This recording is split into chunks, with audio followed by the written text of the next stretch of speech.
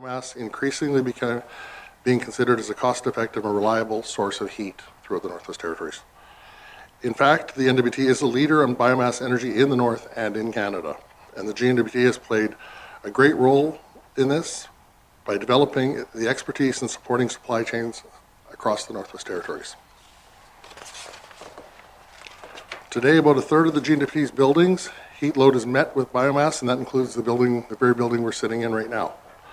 Moving forward, the GNWT is committed to a net zero greenhouse gas emissions target, which means that we'll have to place greater focus on lower emission heating sources, which will have to be affordable and reliable to our residents. I will now turn this over to Mr. Sexton, who will provide a general overview on renewable heating as well as what the GNWT is doing as an organization, followed by Mr. Hike, who will provide an overview of the important work that AEA does. Thank you.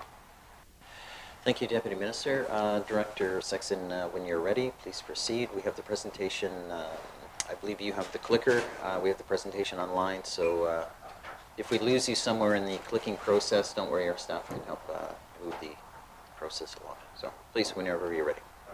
Thank you, Mr. Chair.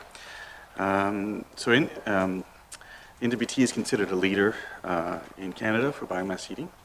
Biomass is the leading renewable heat source used in NWT, with some electric heating also available in the South Slave to use the excess capacity in the Tolston system. There's been a lot of funding from the GNWT in Canada in recent years to support initiatives and research across the NWT. The supply of renewable heating in the NWT is mostly cordwood, as well as imported wood pellets.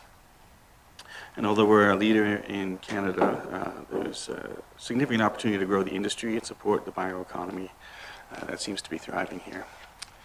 In this presentation, I will give an overview of space heating uses and in terms of the energy use and greenhouse gas emissions, a quick overview of how this relates to the current energy strategy, some context on what we're doing to renew our approach to energy, some context on electric heating, and then the bulk of the presentation will be about biomass and what's going on within the NWT as well as within GNWT buildings.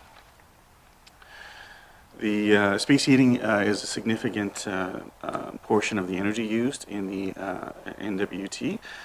Here are two figures that show primary energy on the on the left, and then percentage of greenhouse gases on the right. You can see that building heating represents about 21% of our total energy use and about 9% of our greenhouse gas emissions. And it goes without saying that the cost of heating in our climate is a significant cost of living concern across the territory. As stated, our current strategy has an overarching goal to guide the development of affordable, secure, and sustainable energy for transportation, heat, and electricity. One of the 6 strategic objectives in the strategy is to increase the share of renewable energy used for community heat to 40%. We report publicly on all these actions under the energy strategy, and our 23-24 annual report should be released shortly. As suggested earlier, we're renewing our approach to energy in the NWT. The original strategy was published in 2018, so a lot has changed since then. We committed to reviewing it after 5 years, and since then the GNWT is committed to achieving net zero emissions by 2050. So that will dictate how energy and our approach to energy goes going forward. We do anticipate the new strategic approach to be released by March 2026. As part of the renewed approach to energy, we undertook significant research and development work, and one of them was modeling of pathways to 2050, net zero pathways. The key point here is that the pathway includes a significant increase in electrification of space heating, as well as developing biomass for heating. That's going to be a significant aspect. And what that means in practice is that we're going to have to double our current electricity supply to meet the demands of electrification of end use, as well as significant extension of biomass availability in remote communities including storage and territorial production and increase of biomass boilers and the like. One of the biomass aside, one of the things we do have is some electric heating in the NWT. This type of heating only makes sense, of course, in communities that are primarily fed by hydropower, and any significant expansion of electric heating is going to require significant grid modernization and shoring up the grid. What we're doing is we're completing the Tolston overhaul, which is going to increase the capacity of that hydro system, existing hydro facility. We're also advancing the hydro expansion in Tolston and looking at interconnecting the Yellowknife and South Slave grids, which will add capacity as well as redundancy and more energy security. We're also exploring policy changes to encourage electric heating. Right now, electric heating is available in the South Slave communities, but only for general service customers. So residential customers cannot use it yet. And it is on an interruptible basis, and it has a reduced rate as compared to normal electricity rates. In order to expand the use of electric heating and look at how best to do that, we did commission some work to look at how to best do that, and one of the outcomes of that is we're going to have to look at how the rate structure is designed both in the South Slave and in other hydro communities to see if we can improve the economics and make it more desirable for building owners. Go back, I missed that.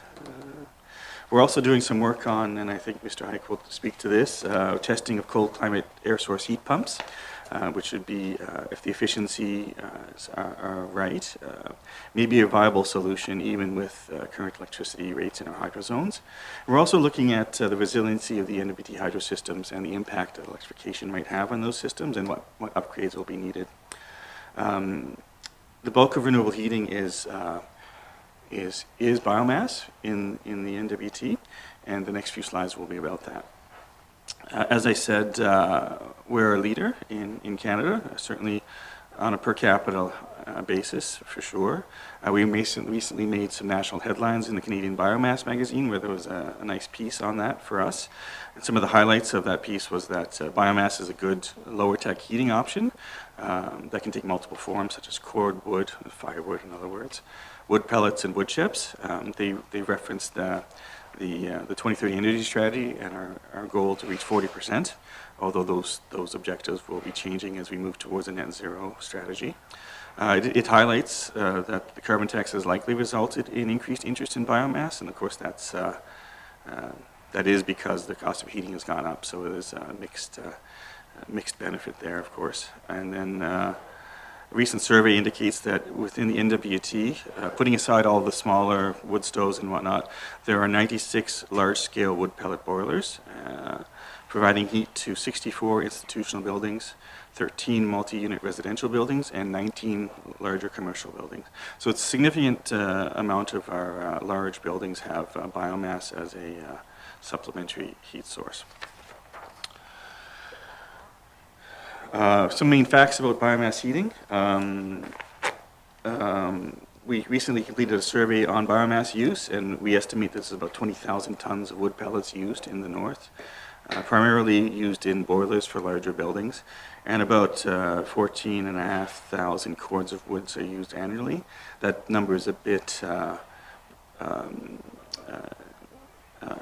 speculative, I think, because I think there's probably informal wood gathering in various communities. So all wood pellets in the NWT are imported from southern Canada. Its source is largely waste wood from lumber production in northern Alberta. And of course, most, if not all, cordwood originates in the NWT. Some of the large consumers of wood pellets include the GNWT, Northview REIT, City of Yellowknife, and Housing NWT. And there's currently no wood chips being produced or used in the NWT for heating, as there's some technical barriers with that. As stated by Mr. Ludit, GNWT is leading the way in this. Over the past couple of decades, GNWT is actively converting its buildings to wood pellets. As of 23-24, 33% of GNWT building heat is supplied by biomass. While the initial driver for the GNWT was to lower its operational cost and reduce emissions, this initiative and leadership by the NWT has developed a wood pellet supply chain across the NWT, which has supported local economic development opportunities, as well as allowing other organizations to convert to wood pellets because there's been a supply available in their communities. So between 2012 and 2024, biomass heating has more than doubled in GNWT buildings. You can see the line figure there. The steady increase. And it represents about 138 terajoules, which is about 3.6% of all NWT heating is biomass because of GNWT heating is about, through biomass, is about 3.6% of all the heating energy in the NWT. So it's a significant portion, GNWT buildings. Again, another chart to show where heating sources come from. You can see that there's a variety of heating sources, including heating oil, propane, natural gas, 33% wood pellets, and then 1% electricity and residual heat. So the electricity is primarily in the South Slave, and residual heat is things like from power plants and things like that. Combined, 52. The GNWT has 52 biomass boiler systems in operation in 16 communities, representing something on the order of 24 megawatts worth of biomass heating. That's a significant number. The largest installed boiler is at the new Stanton Hospital, the new hospital, with 2.5 megawatts of heating there. In terms of supporting adoption, Arctic Energy Alliance provides a number of rebates and programs and services, which Mr. Hike will get into after. A lot of this funding is from the GNWT and has been from Canada. The GNWT has administered a federally funded greenhouse gas grant program that's been one of the main source of larger projects outside of government for the past 6 years. And we've funded feasibility studies and district heating studies and district heating systems, as well as biomass boilers. In Canada, also directly funds biomass projects advanced by communities, Indigenous governments, and Indigenous organizations. And I will give us some sense of these various things and projects in the next few slides. In terms of what the GNWT has funded, over the past 6 years under the 2030 Energy Strategy, we have funded 11 major biomass heating projects across the north, with a total funding of $8.3 million and a reduction of greenhouse gases estimated at about 3.5 kilotons ongoing. Some highlights include funding for housing in NWT for pellet boiler at the Stanley Isaiah Complex, wood pellet boilers in Mildred Hall, Range Lake, St. Patrick, and Reladay Schools in Yellowknife, money for the City of Yellowknife's new aquatic center to connect to the existing biomass boiler system at the facilities there, as well as pellet boiler in the Yellowknife Post Office retrofit. We've also funded biomass boiler in the large Nest Borealis development downtown, the big building, as well as a significant biomass district heating project for housing NWT at Sissons Court here in Yellowknife. On top of this, we provide technical and financial support. For instance, we've supported Wequiti's biomass district heating study, a wood pellet and supply chain expansion study that we partnered on with NETAD Energy. We funded the town of Hay River to do feasibility on biomass district heating there, and we funded Housing NWT to do biomass district heating studies as well. In terms of non-GNWT projects, we know of quite a number of them. So there are several being proposed across the NWT, primarily by Indigenous organizations and most of these, and I think all of these, they're at various stages of development and would be funded through the federal government. For instance, there's a district heating system being looked at for downtown Yellowknife, some mini district heating systems in Detroit, some projects in the Beaufort Delta. There's not a lot of details we can provide on these yet, as they're not public and they're at various stages of development, but it does point to significant Indigenous government community involvement in doing work in this space. And we support these efforts with things like technical support and advice and project management advice, as well as letters of support when required. We know of at least 8 major projects that are in development right now across the NWT, led by Indigenous governments.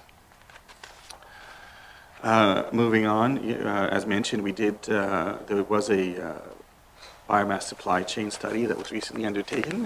One of the key things we'll have to do to increase biomass uptake is to ensure we have secure supply of the raw material, wood pellets and whatnot.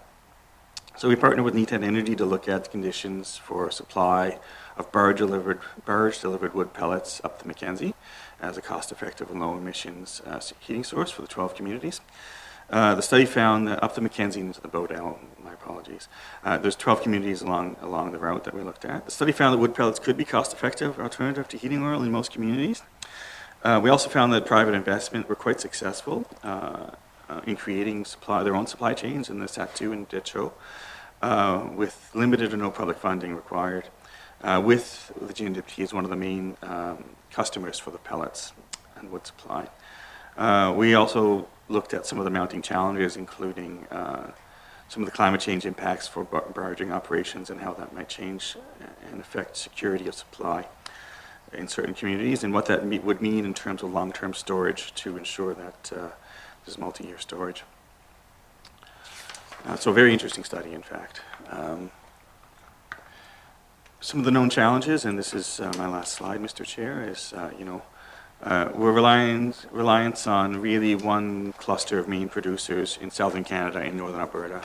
So there's a certain risk of supply chain interruptions. In fact, we found recently that because of the energy supply issues in Europe, that it's become somewhat more difficult to get wood pellets because they're being exported.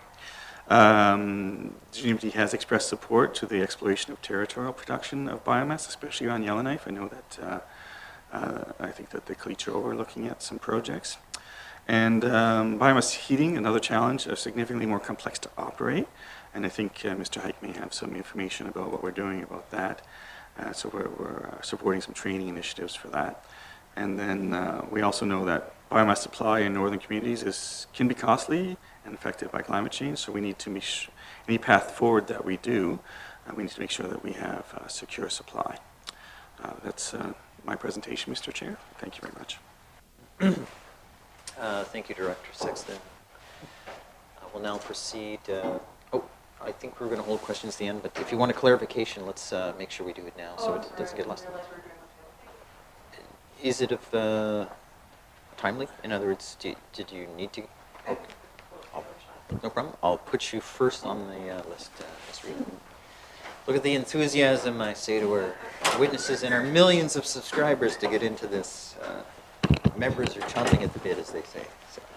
So Mr. Hike, noting the enthusiasm of the membership here, I look forward to your exciting presentation. So whenever you're ready, please proceed. We have it as well on our computer, so we're able to go. Please. Thank you, Mr. Chair. Good morning, Mr. Chair and committee members. It's a pleasure to be here. Excuse me, very grateful for the invitation to share some information on Arctic Energy Alliance's activities as they pertain to renewable energy in NWT communities. Just to begin, I'll provide a little bit of context for some elements of my presentation. So for the past 5 years, the Arctic Energy Alliance has been operating within the funding regime of the Low Carbon Economy Leadership Fund. So this was a large climate change mitigation fund announced by the federal government. The initial iteration of the Low Carbon Economy Fund was a combination of federal and territorial funding. And so that contribution agreement was signed with the territorial government, with the Department of Infrastructure, in late 2018. So the 2019-2020 fiscal year was the first year where we were able to truly roll out that funding. With that additional funding, which essentially doubled the amount of program funding available to the Arctic Energy Alliance, we enhanced a number of our existing programs, and I'll speak to some of those programs through the presentation. But we also created several new programs that had been identified as gaps in our funding offer by virtue of an operational review that was done in 2017-2018. So I'll get into some of those programs as they pertain to renewable energy in NWT communities. Before I move on, I'll just mention that this fiscal year, 2024-2025, we essentially this last fiscal year marked the end of the low carbon economy leadership funding. So in this fiscal year, we have reverted to essentially our funding levels from 2018-2019, which has posed some challenges, which I'll get into a little bit during the presentation. Mr. Chair, I'm not sure if we have I did have a presentation, but I'm not sure it's not up on the screen at the moment. There we are. Oh, okay, I was just going to pause and ask us to wait till we have it, but all members have it as well. So on our laptops, or I should say our whatever we call these things in front of us. So we're fine. So, and again, if you have trouble, we have staff who can advance the slides. Please. Now, so that's great. Oh, oh, there we go. Let's go back one. There we go. Perfect. So the first program I'd like to share some information about, and it's probably our most relevant program as it pertains to renewable energy, is our Alternative Energy Technologies program. So this program funds, as it implies, renewable energy systems, both for space heating and for power generation. Traditionally and historically, the Alternative Energy Technologies program, which is a bit of a mouthful, so I'll refer to it as ATIP, which is what we do internally, has funded, most of the funding has gone to solar PV systems. There has been some small-scale wind projects that we've supported as well, but as an organization, we've put a renewed emphasis on space heating and specifically biomass for space heating over the last several years, and I'll talk a little bit later in the presentation about some of the measures we've taken to try to encourage more uptake of biomass for space heating, particularly at a smaller scale. Mr. Sexton alluded to the fact that the GNWT, the City of Yellowknife, some big landlords have moved quite aggressively towards biomass for space heating. And so as an organization, we are focusing on smaller scale projects at the residential level in particular, but also with community and Indigenous governments and businesses. So you can see the figures here. Over the years, basically the number of rebates we've issued for solar PV, you can see in the table on the left-hand side. There's been a bit of an ebb and flow in the popularity of solar PV installations. But you can see on the right-hand column under biomass that we have seen a fairly steady growth in the popularity of biomass systems that have been funded by this program as well. And we continue to emphasize biomass with our audience and with our clients to try to increase uptake in that regard. I'll just mention in 2019-2020, so the first year under the Low Carbon Economy Fund, we increased our maximum rebate levels for individuals and businesses to $20,000 up to 50% of total project cost, and for individuals up to $20,000, for businesses, community and Indigenous governments up to $50,000 up to 50%. So that marked a significant increase from rebate levels pre-Low Carbon Economy Leadership Fund as a way to truly incentivize people and businesses and community governments to make those kinds of changes. As I mentioned, we have had a couple small-scale wind projects as well that we've funded, but I haven't included them here because they're fairly marginal. I'll just mention as well, Mr. Sexton spoke about electric heating. Under the Low Carbon Economy Leadership Fund, we did initially have a program designed specifically to support electric heating systems in South Slave hydro-connected communities. We did not see a lot of uptake for that program in its first year, So we were fortunate to have the flexibility from the Department of Infrastructure to roll that funding into the Alternative Technologies, Energy Technologies program. So it continues to be an eligible technology that we will fund. However, to this point, we have not seen a lot of uptake for that. And that kind of comes back to, I think, some of the policy challenges that Mr. Sexton mentioned the department is working on in terms of the interruptible rate and how that rate is calculated, and of course the fact that it is interruptible. So I think if some of those policy changes were to happen, then we would likely see excuse me, greater uptake for electric heating in the South Slave. The other program, or one of the other programs that we administer that has a certain focus on renewable energy is our Energy Efficiency Incentive Program, internally referred to as EAP.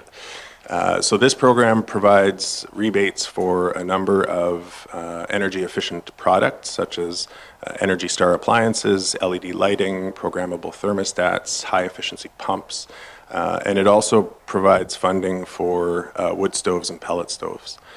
So you can see this is a very popular product within this program, and you can see kind of a big jump in 2020, 2021. One of the interesting things we saw with this program at the onset of the COVID-19 pandemic was, as with all our programs in the spring of 2020, things got very quiet for a couple of months as people adjusted to sort of our new reality in that scenario. But by the time summer set in in 2020, I think a lot of people across the territory realized they weren't going to be traveling much, they weren't going to be spending on summer vacations, and people started investing in their homes. So we saw a lot of funding applications for energy efficiency retrofits for homes, as well as things like pellets and wood stoves. And as of the summer of 2020, many of our programs really took off. So you can see that particularly in 2020, 2021 fiscal year, wood and pellet stoves were a very popular item. Last fiscal year in 2023-24, we, in recognition of the inflationary pressures that households and others were experiencing across the territory, we increased the maximum rebate level from $1,000 to $2,000 for wood stoves and pellet stoves. And so that has been, again, quite popular. So you can see the uptake swinging upwards in the 23-24 fiscal year, which has been a positive development. Unfortunately, as I mentioned at the start of the presentation, because we've now reverted to 2018-2019 funding levels in the absence of the low carbon economy funding, this program is currently closed to new applications. It's been closed for about a month because the budget for this program's incentives ultimately ran out. A new program that we had offered kind of as a one-off in prior years, but revived as a consistently delivered program over the last 5 years with that low carbon economy leadership funding is our community wood stove program. An extremely popular program right across the territory. We have worked on this program with several communities. I'll share those communities in a moment. But essentially, the design of this program is based on a partnership model. So we partner with community and Indigenous governments on a 50-50 cost share basis. The Arctic Energy Alliance looks after all of the logistics of conducting scoping visits to communities and into people's homes to take measurements, determine the types of materials that are needed, the appropriate size of wood stove for a home. And then we look after the logistics of ordering those stoves, transporting them across the country, and up to the communities where they'll ultimately be installed. The community partner provides the other 50% of the funding. So to the end user, to the homeowner or the resident of the home that gets the wood stove, there's no cost. The community partner also provides some in-kind services in terms of storage of the wood stoves after they've arrived, as well as some equipment during the installation phase. So very exciting, a very popular program.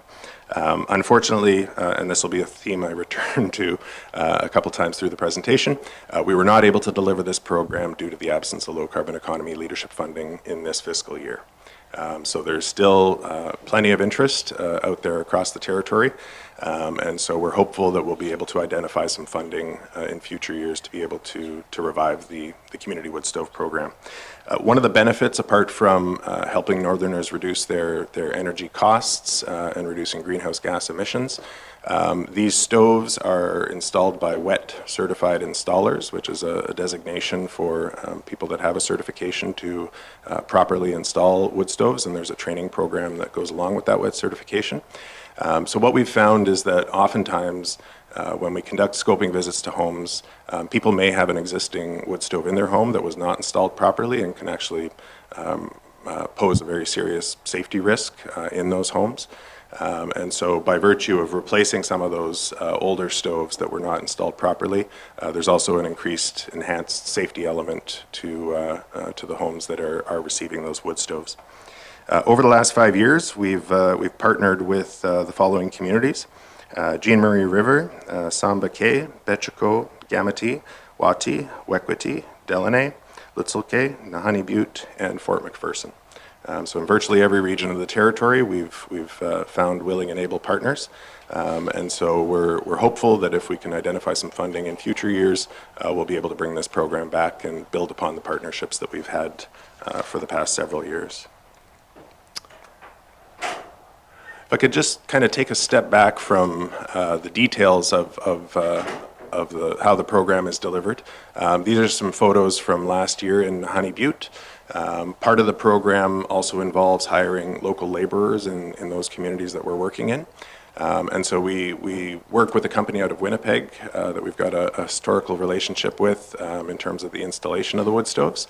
But we also ensure that we reach out within the communities we're working in, to hire local laborers to help with the projects, but also to try to identify individuals who may have an interest in a career in wood stove installation or maintenance. And so we've had individuals, including in Nahanni Butte, who have been interested in becoming WET certified installers.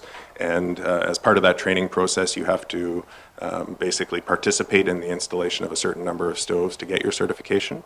So we've worked with individuals to help them kind of accumulate that experience and work with the experienced installers that we contract to do the work. So Nahanni Butte presents a rather unique, beautiful backdrop to this kind of work. We do have a 3-minute video up on our YouTube channel, probably not as many subscribers as the Legislative Assembly has, but it's a lovely video if anybody's interested in having a look at it, and it focuses specifically on our work in Nahanni Butte last year. I'll just mention too that this program it's logistically challenging, as many of you might imagine, to be working in remote and isolated communities, many of which have no year-round road access. In many of those communities, we will transport the stoves in 1 year and then complete installation in a second year. But despite some of those challenges and the inevitable hiccups that come along with projects like this, I often kind of step back and think about the idea that here we are taking funding from our territorial partners and also from the federal government. We're pumping it into Canadian-made wood stoves. We're seeing those transported across the country until they make their way up, isolated ice roads up to communities that don't have year-round access. And at the end of the day, you have people who need to see their energy costs reduced with that wonderful wood stove heating in their homes that's helping them bring down their costs, but also, as I mentioned earlier, increasing the safety. So we have a lot of photos of happy elders with their new wood stoves. And again, I'll just reiterate the point, we would love to be able to bring this program back in the future. Apart from our rebate programs, we also have our biomass program funded exclusively by the territorial government. You'll see here a lovely screenshot of our Biomass Week, which is an online conference that we've been organizing for the past few years. This is from a couple of years ago during the kind of the opening session. It is entirely online, and we do about half-day sessions for 5 days. So coming up in 2025, January 27th through 31st will be Biomass Week. You'll see in the lower left-hand corner of the screenshot, we had Minister Dan Vandal from the federal government as part of the opening a couple of years ago, and of course Mr. Sexton up in the top left, and another AEA employee on the bottom right who's now an employee of Department of Infrastructure. So it's been a great opportunity to promote biomass, to be able to share the experiences not just of people here in the Northwest Territories, but in fact around the world. We do garner an international audience for this online conference. Last year I think we had in excess of 300 registrants for the conference. So it's a great way to kind of celebrate the successes we've had with biomass, but also turn our attention to the future to see what's possible sort of in the next round of investments.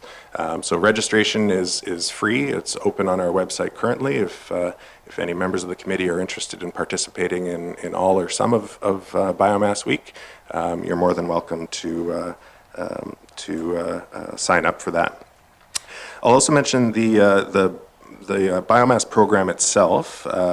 While it's not a funding program that provides funds for biomass projects, it basically pays for technical staff at Arctic Energy Alliance to provide advice and things like pre-feasibility studies for communities that are interested in looking at larger biomass installations and projects.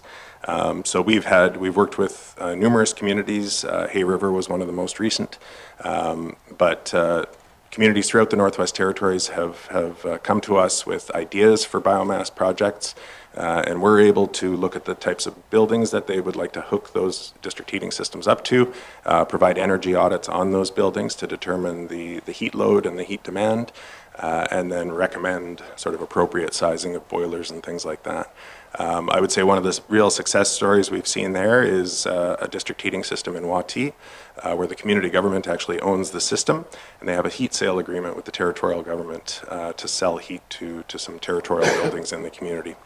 So that's an example of a community government that's able not only to benefit themselves from the savings that biomass heating provides and the greenhouse gas emission reductions that benefit the environment, but also to create a new revenue stream for the community government, which is a very popular thing for community governments to look at. Also just mentioned, because Mr. Sexton mentioned the Yellowknife Downtown District Energy System study.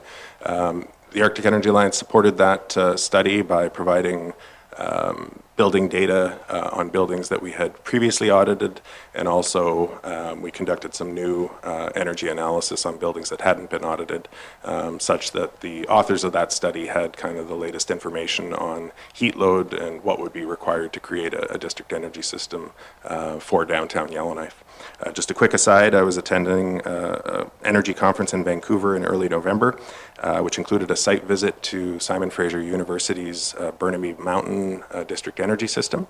It's a biomass heating district heating system that uses wood chips, and it is approximately 4 to 5 times the size of what would be required for a downtown district energy system in Yellowknife. So certainly it's feasible, it's very much within the realm of possibility, and as I said, they're using wood chips there, which are even a lower cost option than wood pellets. Another project we've supported out of our biomass program is biomass boiler operator training. So this is a training course, 2-day training course that was originally introduced by Macca's School of Community Government in 2018. It was offered once or twice back then, and then unfortunately because of the pandemic, it kind of went by the wayside.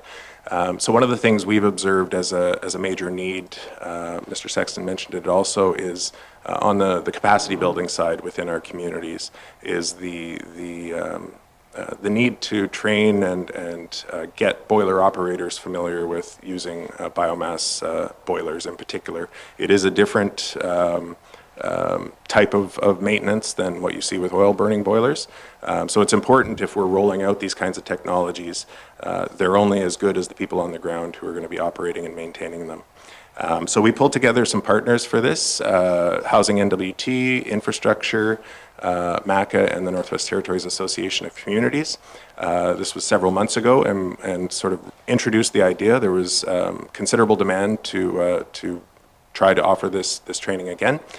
So in early November, we held this course here in Yellowknife. We brought an instructor in from a company called Fink Machines, who's had a lot of experience installing biomass systems in the north. And we had 20 participants split between Housing NWT, Infrastructure, and several community governments. So we wanted to kind of get the ball rolling on this and see if it was something that there was further interest in. We've talked to the instructor and we've talked internally at AEA, and we've had a debrief with all the partners mentioned here, and there's very much interest in pursuing this again. So we're currently exploring opportunities to offer this training once again.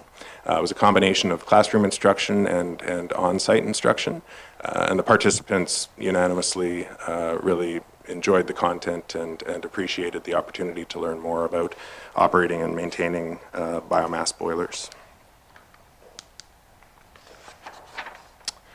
Also mentioned by Mr. Sexton, and electric heating and electrification, as we know, is a big part of the GNWT's 2030 energy strategy. We've heard a lot about air source heat pumps, particularly from southern jurisdictions like British Columbia, Atlantic Canada, Quebec, Manitoba even, generally places where electricity is cheap.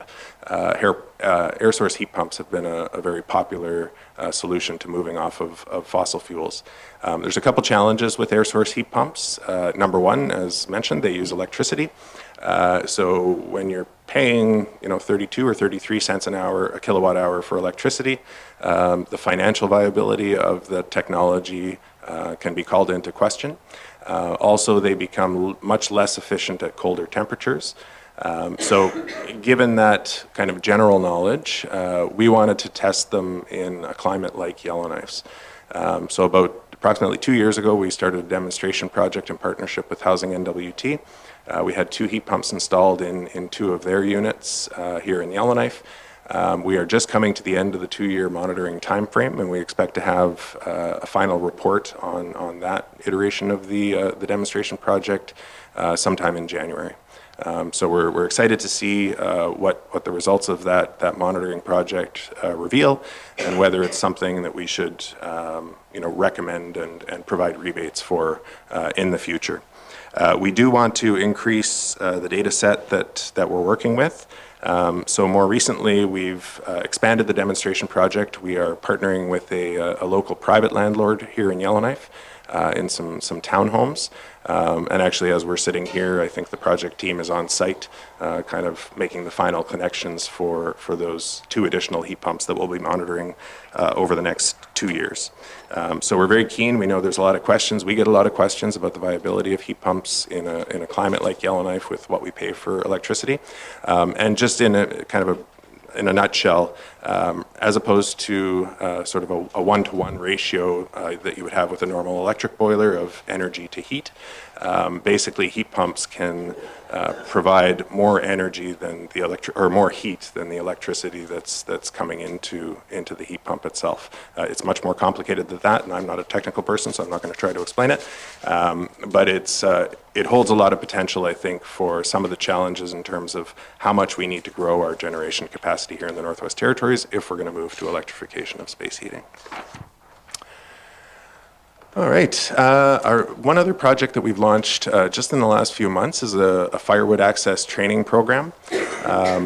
We got to work on the name of the program a little bit. It's a little nebulous, but essentially what we wanted to do this was in response to kind of the emerging energy crisis in Norman Wells, as we're all familiar with the massive increase that they've seen in fuel prices in the last few months.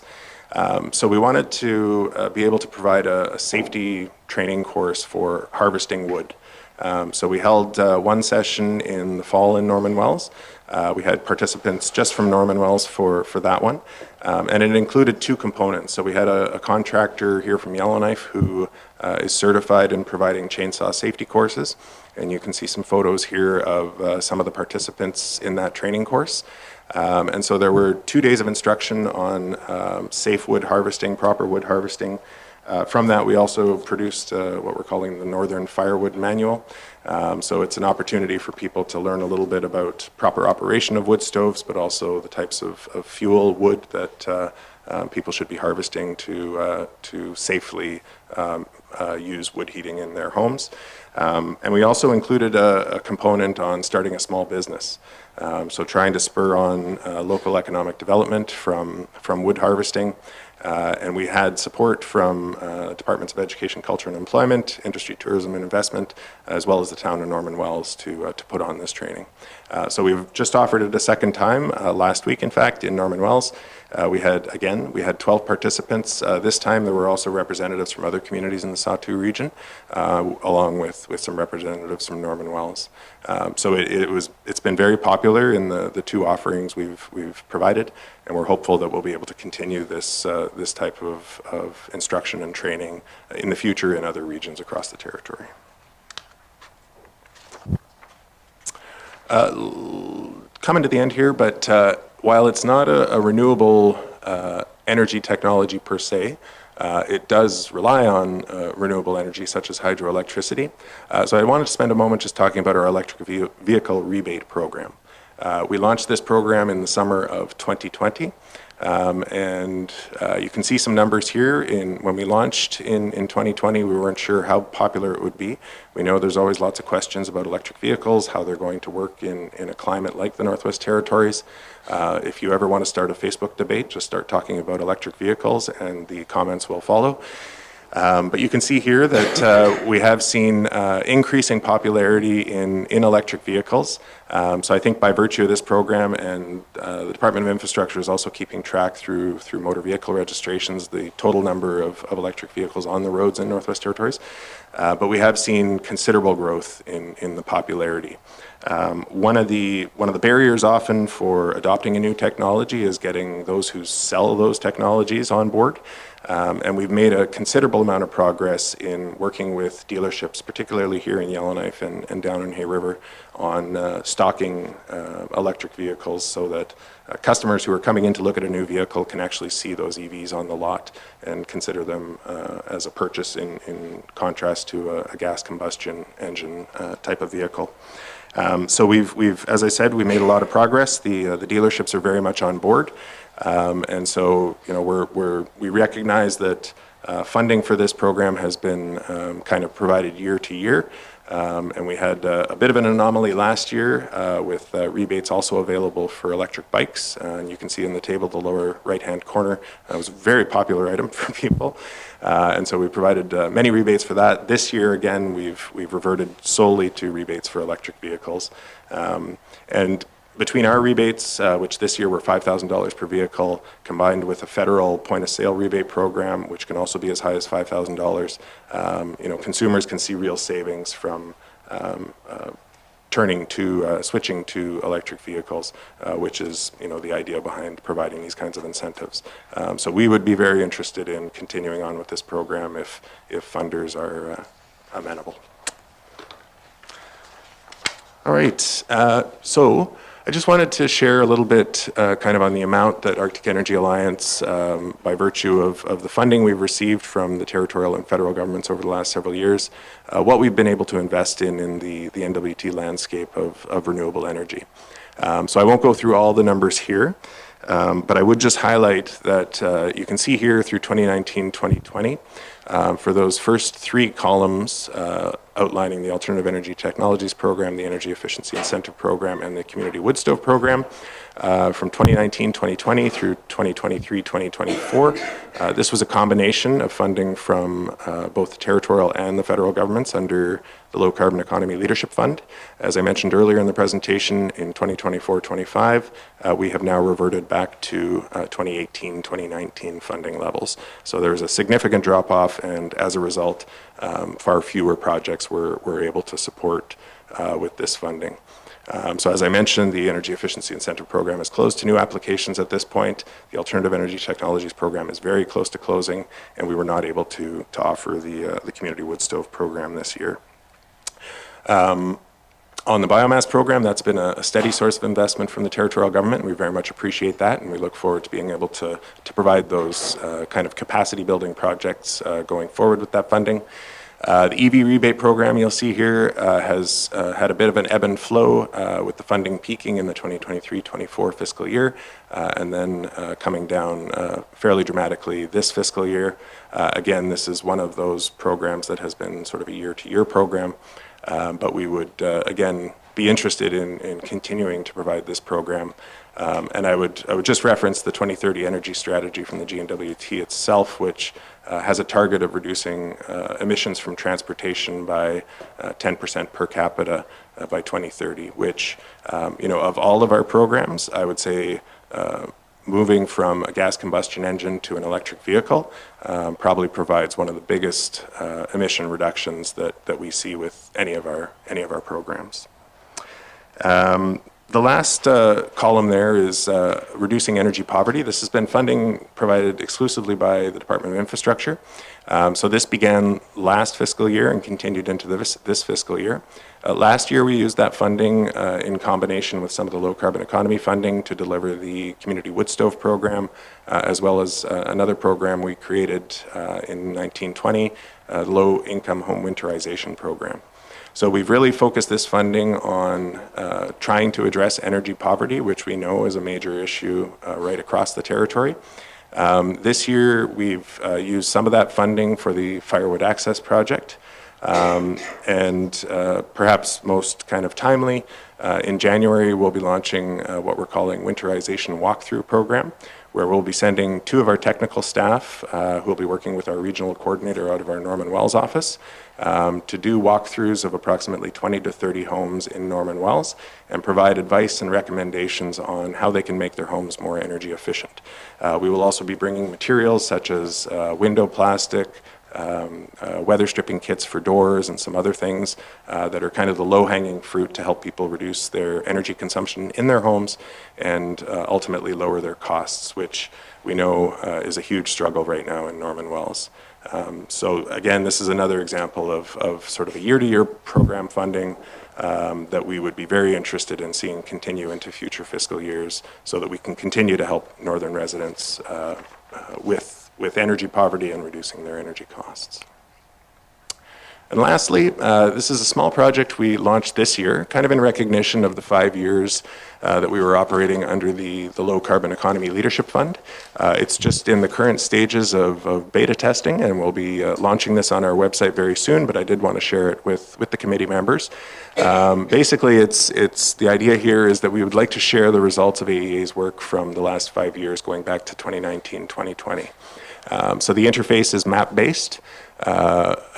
People visiting the website will be able to go and look at any individual community in the Northwest Territories, and we're very proud to say there isn't a single community that we have not worked with in some form or fashion over the last 5 years.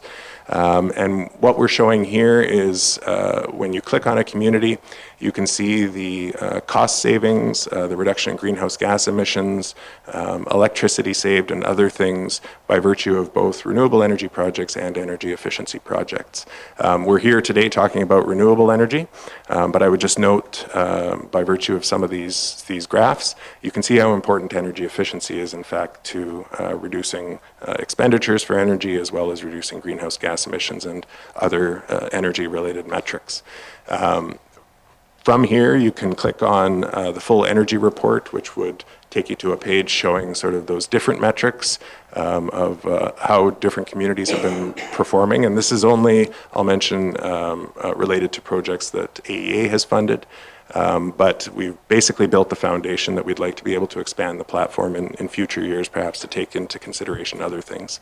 You can also link to or connect to energy profiles for each community in the Northwest Territories, which is an exercise we undertake every few years to kind of provide an energy snapshot for each and every community in the Northwest Territories, such that they have good information to be able to make some decisions about their own energy usage and consumption in their communities. Thank you very much, Mr. Chair. Thank you very kindly, Mr. Hike. That was a lot. But you managed to get through it in the most efficient, energy-efficient manner. I'm here all week for the millions of subscribers. Keep sending those Taylor Swift hearts in. That said, I believe I have Miss Kate first with the round of questions, and see, given our time, we'll just get right into it. So, Miss Kate, when you're ready. Thank you, Mr. Chair, and thank you everyone for your presentations. Very informative. In the infrastructure presentation, there was a quick mention of, for lack of a better term, wood chip issues, and I'm curious if you could expand on why wood chips perhaps are not the best source of biomass. Thanks, Mr. Chair. Thank you, Ms. Kate. I'll go to Director Sexton for that, and we'll see where it takes us next. Please. Thank you, Mr. Chair. So I think more appropriate would be to say there's pros and cons against other options. One of the issues with wood chips is they are a little bit more difficult in terms of standardization. So when you buy wood pellets, there's certain humidity, certain ash content, whatnot. Wood chips tend to be more variable, so they can cause technical issues when you use them. On the other hand, as Mr. Hike suggested, they can be cheaper. So, you know, right now there's no wood chips being used. It could be one of the options for local biomass development, though, because they are sort of less processing required as opposed to a local wood pellet production. But yeah, there's pros and cons to it for sure, and one of it has to do with quality issues. But they can be cheaper. Thank you, Mr. Sexton. Anything further, Ms. Reid? Yes, please. Thank you, Mr. Chair. So, also in your presentation, you mentioned that you were seeking out ways to support local wood pellet production development, and you spoke, I think, specifically in the Yellowknife area. Committee has been doing a little bit of preliminary research in this area, and it's my understanding that there's been previous work done in the Bodell on willow production as biomass, and I was wondering if the department could speak a little bit to their knowledge on those projects. Thank you, Mr. Chair. Thank you, Ms. Reid. Director Sexton on that, please. Okay, so I know there is a project in the North Slave. I don't think, I believe it's being led by one of the Indigenous governments. Not sure it's my place to speak about it right now. And I don't know about the willow development. Certainly there was a study many years ago looking at willow development, I think, in Clavik, but perhaps Mr. Chair, Mr. Hike might know. Sorry. Thank you, Mr. Sexton. Yes, if you don't know, no problem. No problem. Yeah, we're a friendly committee, don't worry. Mr. Hike, if you have any insight on that, and if you folks don't, if you have any insight as to where you can help assist us in the sense of point us as well, that would be also helpful. So Mr. Hike, any information you have would be fantastic.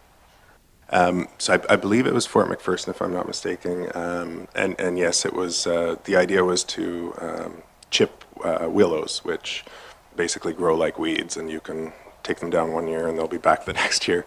I think there were challenges with moisture content storage, those types of things, which, you know, as wood chips have become a much more popular fuel source for biomass heating systems, standards have been developed. Europe is quite a bit ahead of Canada in that regard.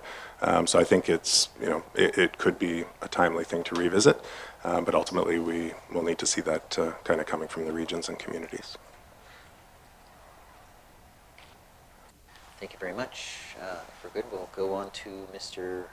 Julian. He's the next person on the list. Please. Thank you. Definitely have lots of questions for today because we had two different presenters. My first one, I'll go to the GNWT presentation. I note that there was a study on on supply chains and I guess increasing supply in communities.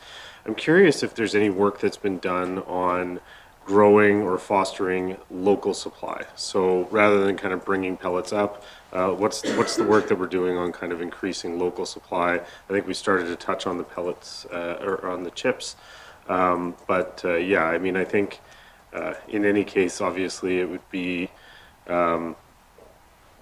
preferable to not even have to worry about you know, the shipping aspect of things if we can get supply chains working in communities. I know that, like, pretty much, I think it's fair to say virtually every community in the NWT outside of the Arctic communities have, you know, abundant biomass surrounding them. So there's a lot of potential in the NWT.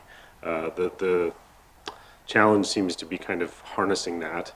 I'm curious to know what kind of work is going on, what work needs to occur to kind of increase these local supply chains, and what are some of the barriers to that? Director Sexton, if you would, with that question. Thank you, Mr. Chair. So we, a number of years ago, we did do a feasibility study for biomass combined heat and power in Fort Simpson, and we looked at local supply. And of course, things have changed since then. But some of the things that we came across was it's very labor intensive and fuel intensive to harvest biomass. So that adds to the cost. So you have to go out and you have to collect your heavy equipment or whatnot to collect the biomass, and then you have to chip it. And then for wood chips, you have to often you have to dry it. So there's energy involved in that. And if you're going to wood pellets, there's another step of you have to dry it more and compress it into pellets. So the study did show it was quite costly on a unit per energy basis to harvest it locally. That's not to say that it isn't possible. So what you would need to do is just look at, it could be an excellent economic development opportunity, however, right? So you'd have to look at the full business case and look at what kind of economic development supports there would be out there to do it in terms of the capital cost of buying the equipment and the pelletizing and the wood chippers and things, and the drying equipment and things like that. So the benefit of the wood pellet supply that we have is that it's from a waste product that's already dry on site at sawmills. So it's hard to compete against those economics. It's not to say it's not possible, but it is one of the things that we would love to encourage is local development of supply, because it does create jobs and keeps the money within the NWT. Thank you, Director. Mr. Morris. Thank you. I'll stick with GNWT questions for my first round. Just kind of looking at what was presented about the energy strategy, something that I've wondered about is whether we need to be shifting our focus somewhat in terms of what we're trying to achieve first, like prioritizing our actions. And you know, just thinking about my most recent experience going through the riding during the election and kind of seeing the energy issues that people are facing. And the biggest one that stood out to me by far was the idea of people getting caught in sort of the cost of living trap of being on an expensive fuel source like heating oil, because of that expensive fuel source, not really being able to save up for and buy a new furnace that would kind of either be more efficient or a different fuel source altogether. And so they're caught in this trap of kind of dependence on carbon. Carbon is causing them to not be able to get off of it. And so it struck me as a significant problem.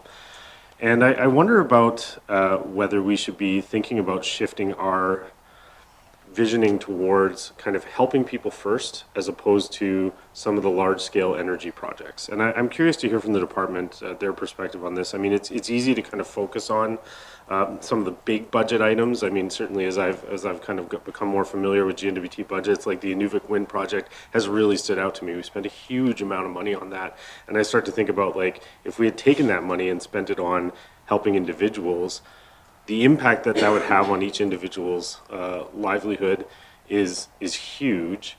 as opposed to large-scale energy projects kind of have a bit of a different vision to them. And so I'm curious to hear from the department about what they think about the potential of that kind of shift. Maybe that is built into the plan more than I realize. I'm curious to hear thoughts on kind of what we're doing for individuals and the level to which that becomes the priority over kind of larger scale projects. Yeah, if that question makes sense. Thanks. Thank you. I'll first start with Deputy Minister Ludit. Thank you, please. Thank you, Mr. Chair. That's definitely a good point. It's something that we try to, I guess we're trying to strike that balance between looking at the larger projects, which obviously really impact the emissions versus, but we also still want to do the stuff that's, helping our residents and making things more affordable, making things more reliable, that sort of thing, strengthening the supply chain. When we're having issues related to climate change and not able to get up, the wood stove program obviously is a good one that strengthens that supply chain where people aren't going to be so reliant on the cost of diesel. The wind turbine in Inuvik, even with the cost escalations and the lifespan of the project, still has a small business case financially, but it really eliminates the burning of 3 million liters of diesel per year. So obviously the length of that project being 30 years, we're looking at about 90 million liters in savings. So we do need to strike that balance and do both. But with that, I'll turn it over to Director Sexton. Director, if you would help as well, please. Thank you, Mr. Chair. I think the term balance is key, certainly. We are in the process of renewing the energy strategy, and so with the lens of net zero.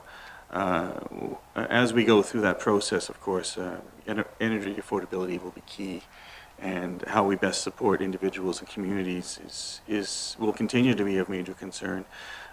Within this presentation, you've seen sort of a mix here where GNPC's provided a presentation on some of the larger things we've done, and then Arctic Energy Alliance provides very much the more granular services to residents and communities.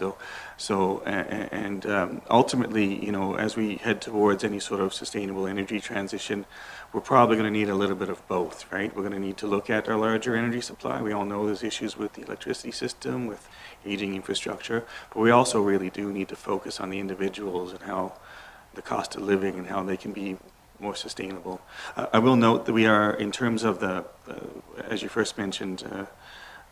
first mentioned, in terms of individuals already spending all their money on heating, so therefore they can't afford the upgrades. We are working currently with the federal government to do a low-income type program to help those homeowners with that exact issue, and it would be a direct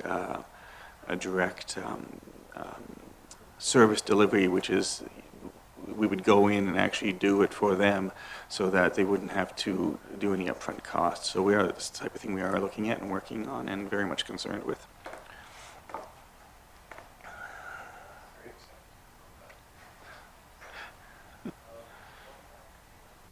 Oh, I have Ms. Morgan. Please, Ms. Shona, if you're ready. We'll find you. That's all. Okay. Thank you, Mr. Robert. I wanted to follow up on the wood chips idea. It sounds like, Mr. Hayek from Arctic Energy Alliance, that you saw a system operating in BC at Simon Fraser where they seem to have ironed out some of these problems. It's a large-scale system. Can you give us some insights into what it might have taken for that project to overcome some of those challenges, and whether there are learnings that can be applied here, or what basically can be applied here so we could get a similar wood chip system underway? Thanks. Mr. Hayek, when you're ready. It's on. Oh, it just goes. Oh, I'm over here now. Okay. No. Okay. Yes, so I'm not a an expert on the Burnaby Mountain system, but my understanding from the site tour, they started with the university itself, and then later there's a large, I believe it's called University City or something. It's a large residential area that's currently under development. So they were able to start on a relatively small scale and then expand out. Interestingly enough, it's a kind of a public-private partnership between the university and a company called Corex. Some folks who have been around Yellowknife for a long time may remember that Corex was actually involved in discussions about a decade or more ago about a district energy system in Yellowknife. And so Corex actually owns and operates the heating plant. So they brought the expertise and kind of the network of experts to be able to put that together. The fuel source for them is actually, it's 100% recycled wood. So they've had a 5-year contract with one supplier that basically visits landfills in the Lower Mainland in British Columbia, collects clean waste wood, and then chips it for use in the system. It blew my mind to kind of visit the facility in terms of the scale of it. They had, you know, we were shown the storage facility for the wood chips themselves, and they said at the coldest time of year, which granted it's Vancouver, is not very cold, they may get 8 or 9 tractor trailers delivering chips in a given day. So it's a massive scale. But again, they've you know, by virtue of that, Simon Fraser has pretty much achieved its greenhouse gas emission reduction targets several years in advance of when they thought they would. So I think, you know, there's a couple elements there in terms of bringing players to the table who have experience in those kinds of things, and perhaps the deep pockets to be able to fund that kind of project. And then, yeah, basically it's you know, figuring out your fuel source, laying that out, bringing the customers on board, which, you know, in a place like Burnaby Mountain, you've got the university. So it's a pretty simple relationship. A little more complex if, say, you're in someplace like downtown Yellowknife, but none of that is insurmountable in my view, and I think there's opportunities to learn from what other big district heating systems are doing in other parts of the country, for sure. Thank you for that, Mr. Hike. Ms. Shona, further, please. Oh, sorry, my apologies. Ms. Director Sexton. And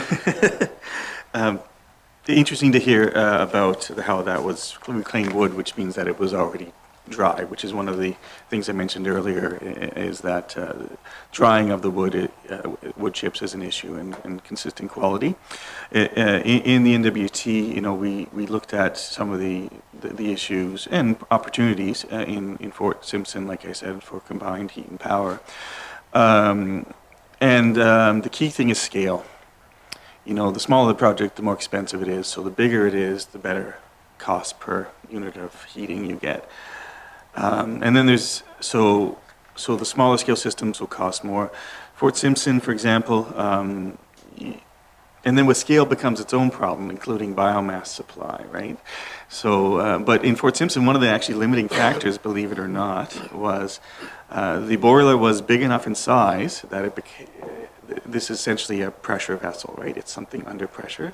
You then required a certain number of power engineers, which are highly paid individuals, just to operate that facility. And all those people's salaries are paid for through electricity rates. So it just spiraled into, we needed the scale to make it economic, but the scale meant there's other issues in terms of supply and storage. And so, you know, it's one of those case-by-case basis things, and I think each project would require its own feasibility study to look at the opportunities and challenges in costing of raw material versus storage and heat sales. So it's a good question, but I would say ultimately it's possible. It's just challenges as usual in the north, right? Yeah. Thank you for that. Ms. Shona, please. Okay, thank you, Mr. Robert. So my second question, you've mentioned that you were studying or looking at limitations for pellet storage in certain communities. And I know that like the GNBT has taken a substantial role in securing petroleum supply chains through the Petroleum Products Division and sort of realizing this is an essential fuel and service, and so does play a role in transporting, storing, ensuring that gets there. So I guess I'm wondering if the GNBT could similarly play a stronger role in the supply chain, securing supply options and storage for pellets. And it looks like you've been looking at that, but I wonder what the plan is to move forward with either funding or directly supplying, say, storage in certain communities where that's a challenge, and where there are challenges with limited supply options, helping to secure the supply chains. Thank you. Deputy Minister, can you provide some insight on that? Thank you, Mr. Chair. That's a great question. It is something, just to let you guys know, I do have some allergy issues. I don't have a cold or anything, so my voice keeps going. But that's a great question. We are looking at obviously the distribution and using marine transportation to bring up the wood pellets to the communities and everything. And it is something we will probably have to look at as the programs expand. It's something typically in the larger communities, if there's a private retailer or a private wholesaler that would like to sell, we don't compete against private markets, of course. But in areas where there is the absence of that market, we would certainly be willing to. We should be looking at how we're going to be supporting the programs. Thank you, Mr. Chair. Thank you, Deputy Minister. Look forward to the update on that down the road. Ms. Kate, you'd like to jump in on round 2, and I don't have anybody who hasn't spoken on round 1. So that said, please, when you're ready. Thank you. So, like Mr. Morse, I'm very excited to hear there's discussions around low-income program rebates happening, or with the feds. That's awesome. I'm really glad to hear that. Sort of connecting the dots into small businesses, though. I know there has been support in the GNWT to try and make sure that we're reducing those supply chains for pellets. No success there thus far, really, in terms of scaling up any businesses to be a local supplier in the territory. But if wood chips provide complications, perhaps, what sort of work is the department doing in the wood pellet support aspect of maybe encouraging small businesses? Thank you, Mr. Chair. Deputy Minister, if you want to lead us off, and then we'll see where it goes next. Thank you. It's not something that we've been actively engaged in with the communities at this point, or with suppliers as to the needs, but it's something obviously we want to look at. We have been doing a lot of work with Transport Canada, with Assistant Deputy Minister Robert Dick out of Vancouver, who's in charge of the supply chain office, and he's very keen on looking at the supply chains in general for the Northwest Territories and Yukon and Nunavut. He has quite an eye on the north and understands the differences supply chain as well, as we're not typically much of a supplier. We're more of a consumer, but the supply chain obviously has a real role in the Northwest Territory. So it's one of those. It's part of that, but we haven't really engaged any companies as far as that. But it's something I will take back to the office, and I'll have a conversation with the Department of Industry and Tourism and Investment as well as how we can do that better. Thank you. Thank you, Deputy Minister. And if you have anything further update with respect to that, whether it's in a month from now or a couple months from now, if you could forward it to the committee, therefore we can share. Ms. Kate, as well as everyone else, has some answers in the sense of what's happening. And I believe Mr. Director would like to further comment with respect to that. Thank you. As of right now, a lot of our focus has been security of supply, regardless of where it comes from. We would be happy to hear from the private sector who would be interested in advancing wood pellets or wood chips, for sure. Up until recently, we had the greenhouse gas grant program that type of project would be eligible for. We are renegotiating the Low Carbon Economy Leadership Fund with the federal government, and we hope to put forward a similar program going forward that would help with greenhouse gas reduction projects. So we are very much interested in that type of work if the private sector is doing it. Thank you, Director. Ms. Kate, anything further? Are we having? Yeah, and I apologize, I can't recall, I believe it might have been Mr. Hike's presentation and not infrastructures, but there was discussion of sort of trying to make those circular economies and shorten those supply chains. And it seems really pertinent to the discussion. So I'm glad those discussions are going on, but I think there's more work to be done, as the Deputy Minister has alluded to. So yeah, more of a comment. Thank you. Thank you, Ms. Kate. I now have Mr. Julian next. Please, if you would like to jump in. Thank you. Yeah, I want to ask kind of a high-level question of both presenters. And that is just that, you know, part of the reason for bringing it in front of us today is committees considering a project focusing on kind of the intersection between community economic development and renewable energy. And I'm curious to hear from kind of both AEA and GNWT if they're interested in commenting on areas where, you know, there's gaps in our knowledge or gaps that committee could be focused on, and areas where you might suggest we could have the most impact in terms of an investigation. Yeah, I'm very curious to hear if what the gaps are. I think we've been identifying some of them. I mean, Mr. Sexton talked about the need for a feasibility study when he was kind of making the comments about scale. So yeah, I'm curious to hear from both presenters kind of what are some areas that you think we could have the most impact as our, you know, small committee and the capacity that we have in terms of investigating changes in direction we could be suggesting to the government, or you know, just things that you know, stones that haven't been turned yet. I'm curious to hear from both presenters on that. Thanks. Director, if you would, please. Thank you. That's a very good question, and of course, one of the ones that we struggle with as well in the GNWT about how to make this work and work better. You know, there's a lot of good projects going on across the north, a lot of federal funding flowing in. One of the things we'd like to see more of is better coordination amongst all the parties. And this is one of the things I think we're going to be working towards. There's a lot of good work happening, and if we can share our knowledge and expertise and support each other, I think that we'd go a long way across the north to make sure that projects succeed. That's what we want to see, is good projects succeed, right? And there's an ongoing challenge with the economics of many of these projects. It's not like in the south where you can put in you know, massive solar farms and the economics are amazing because you have scale. We're talking small scale here with a difficult logistical and operating environment with limited, you know, limited capacity and know-how in a lot of cases. And quite frankly, not just that, if people are busy. You know, if you're in a community and you're trying to run a renewable energy project, you're already a busy person running your community. So, I mean, I think, you know, more work towards a cohesive, collaborative approach, I think, is one of the things that, you know, I'd like to see us work towards. Thank you. Deputy Minister, please. Mark, just reiterating, I think, you know, obviously the economics is always a concern.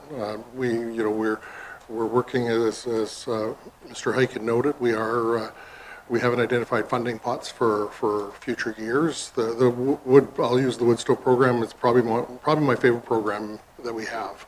It gets to the end users. It provides training, as Mr. Hike noted, and employment, and that supply chain. You know, when people aren't having to burn high-priced diesel when the river levels are low. We are anticipating that, no announcement yet, but we are anticipating that we are going to be getting funding for that, and we continue to lobby the federal government for funding on all these fronts. We don't. It may not be on April 1st that the program starts up again, and likely probably not. But it's a program that we anticipate will be moving forward. But funding is always obviously an issue in everything we do. So thank you, Mr. Chair.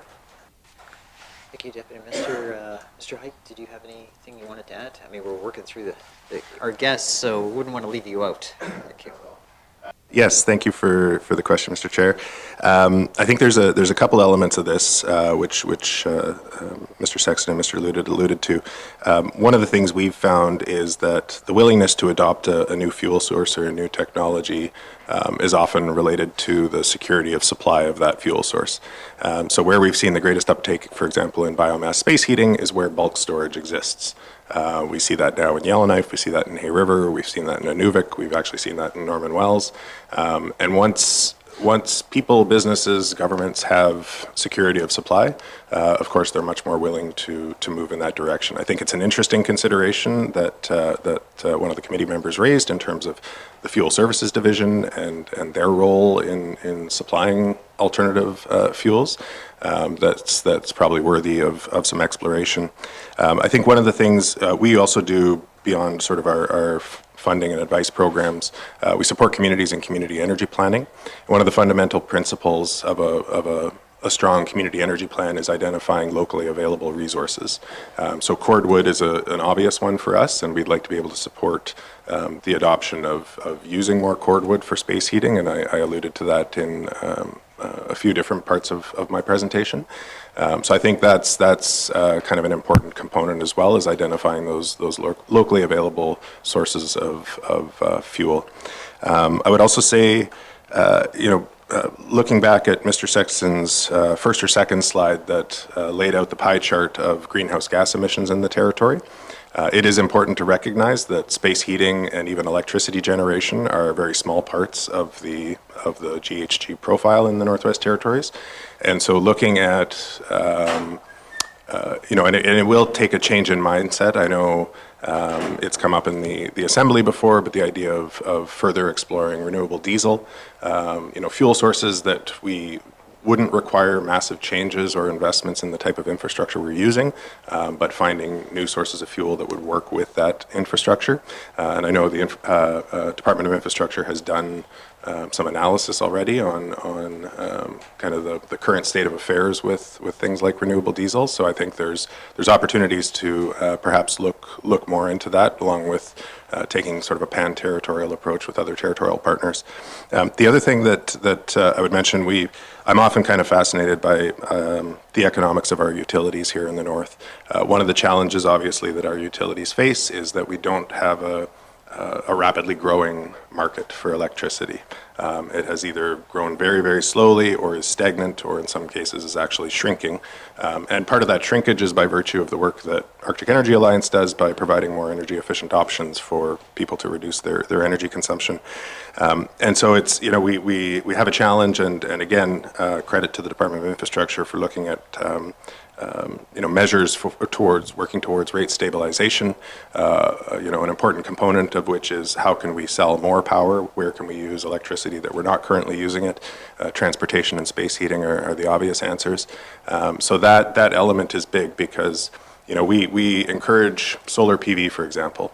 But the fact of the matter is, the people who can most easily afford solar PV will sort of withdraw from the rate base of the utilities. The utilities have fixed infrastructure costs that they have to cover, and ultimately that shrunken rate base will consist more and more of people who can't afford to make those switches and those changes. So that's a tough kind of tension in the system that I think requires some deeper analysis as to how we address that. I think one of the potential answers is more utility scale renewable electricity generation. It was interesting, as I mentioned earlier, I was down in Vancouver in early November, and one of the things that I observed from talking with some folks from BC Hydro is they will periodically put out what they call calls for power. And basically it's the utility will project, here's how much power we're going to need 5, 10, 15, 20 years from now. And apart from their own infrastructure projects to increase their own generating capacity, they are looking to the private sector. They are looking to Indigenous partners to come forward with proposals for larger utility scale type renewable electricity systems. So it's a bit of an innovative way to kind of put it back to potential partners in the territory to say, you know, this is what we think we're going to need. How do you think you could contribute? Which isn't to say that every proposal is going to be feasible or accepted, but it is a way, I think, to open up the space a little more broadly to potential partners and ultimately, hopefully, to kind of innovative solutions to some of the challenges we're looking at. Thank you for that. I'll go back to Mr. Julian for another question. We're going to push towards closing, so we'll squeeze in a last couple from members, and I have a few of myself, so we won't try to drag it on too long. I mean, our millions of subscribers have to probably get back to their day. We don't want to take them away from the efficiency of the world. So that said, Mr. Julian, then I'll go to Ms. Shauna, and I don't think I have anyone online who wants to have questions, so we'll cut it off at that point, and I'll ask my couple of quick ones, and then we'll call it a morning. So please, if you finish with your second one. Thanks. This question specifically for Arctic Energy Alliance. You know, just noting the challenges that we're having with funding for some of these programs, kind of the point that I made earlier to GNWT about, you know, focusing on low-income individuals. I don't know the level to which AEA kind of income tests their programming, but I just note that, you know, some programs are kind of inherently focused on people who can already afford to make transitions. So people who, you know, Mr. Sexton mentioned that program that I'm very excited to hear about that effectively just goes into people's homes and doesn't require an outlay of cash for them and is focused on low-income individuals stuck in that trap. And certainly that is kind of, as I already stated, my first and foremost concern is helping people that are stuck in that affordability trap. And just noting that, you know, the affordability trap can be real for people even who wouldn't be considered low income. But to get to the question, I mean, do you think we should be focusing more on kind of income tested programs or programming which is focused more on low income individuals, such as like the wood stove program, the reducing energy poverty program, and prioritizing those over programs which would, you know, be likely to benefit more privileged individuals? And I guess the second question is, like, how would you feel if on our side we started kind of setting those priorities on our end and saying, you know, we'd prefer to see funding that AEA receives used for such things? What are kind of the pros and cons with that kind of prioritization, and what are your thoughts on it? Thanks. Thank you. If you would, please. Okay, for the question, sure. So I guess things. Begin by saying that as a relatively small nonprofit, we are not super eager about getting into means testing the clients that are coming to us. We've addressed that, and I talked about the operational review that was done of the organization back around 2017, 2018. As the committee member alluded to, one of the big gaps in our funding offer was clearly programming focused specifically on low-income households. With the wood stove program and with the low-income home winterization program, which are both based on partnership models, we rely on our community partners to identify the households that will receive whether it's wood stoves or winterization kits for their homes. We put our trust in the fact they know their community better than we do, and they will identify those households that are in greatest need. I can say with some confidence in the case of the wood stove program in particular, it is very much geared towards elders on fixed incomes, single parent families, and people who are struggling with those types of energy costs. I would mention as well that I had mentioned the winterization walkthroughs we're planning in Norman Wells in January. It would be relevant to the committee member who asked the question. We are currently piloting, actually starting today, in Northlands Trailer Park. We reached out to the board of the condo corporation to find some willing homeowners that we could work with there. And I believe they've identified 8 to 10 households. So starting today, as I said, we'll be going into those households with residential energy advisors who can provide some solid advice on improvements they can make, and we'll be bringing some materials along with us to be able to help in that regard. So those are a couple elements, but I certainly take the point and agree with it that with finite budgets and limited resources, it's important that we focus on the areas of greatest need. I think that's one of the reasons that reducing energy poverty program funding we've received the last couple of years has been an important component for us to be able to continue that focus on those in greatest need and those experiencing energy poverty. And the final thing I'll mention on that front, we do have challenges in terms of some of the criteria that comes with certain pots of funding federally, whereby the federal government has taken the approach they will no longer provide funding for fossil fuel-based heating systems. It was mentioned in comments from a committee member earlier that, encouraging people to move to more efficient furnaces and boilers, whether it's fossil fuel-based or something else, is important. AEA has taken the approach that we would like to push the envelope on the efficiency of boilers and furnaces that people are using. And so we have in the past been able to provide incentives for higher efficiency furnaces and boilers. Because of the reluctance of the federal government to fund fossil fuel-based heating systems, we've actually had to remove those from the list of eligible products that we can offer incentives on. So again, there's a bit of a tension there that where we don't see a lot of viable alternatives at this time to fossil fuel-based heating systems, and we would like people to be able to be more efficient in their use of that fuel and thereby save money. But there are some, intergovernmental considerations that need to be worked out if we're going to be able to support those kinds of projects in the future. Thanks. Thank you. I have Ms. Shauna, and then I'll work towards the close of the presentation, so please feel free to ask your questions. Thank you. I just wanted to follow up. There was comments about trying to promote electrification of heat in the South Slave in particular. And there was a program, I think Arctic Energy Alliance, you mentioned that there wasn't much uptake.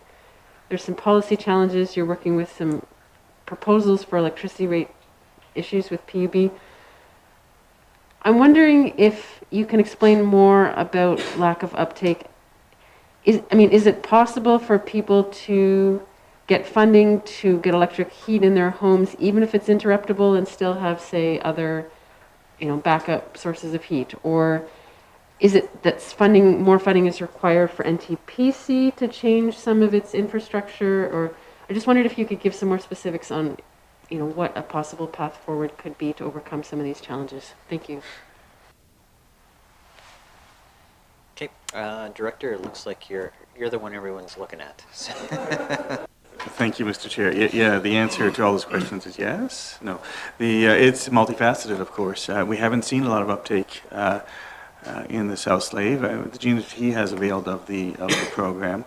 Right now, it's geared towards general service clients and government. So residential clients can't avail of the rate.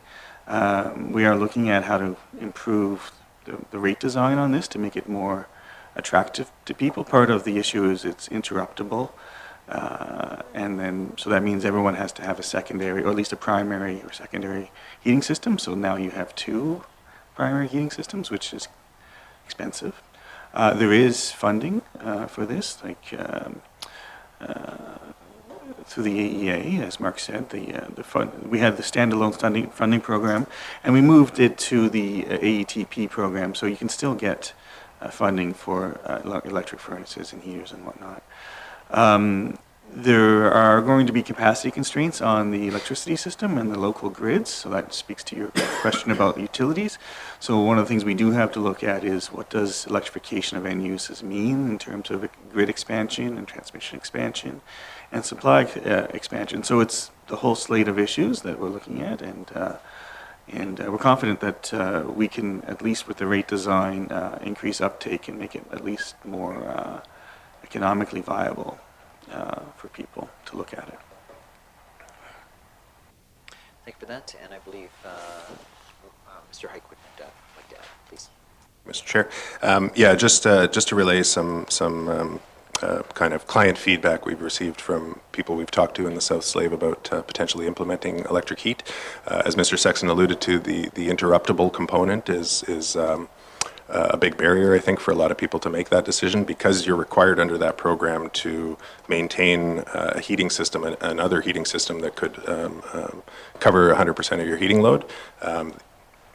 potential clients are then being asked to invest in a whole other heating system that at any moment could have the switch turned off.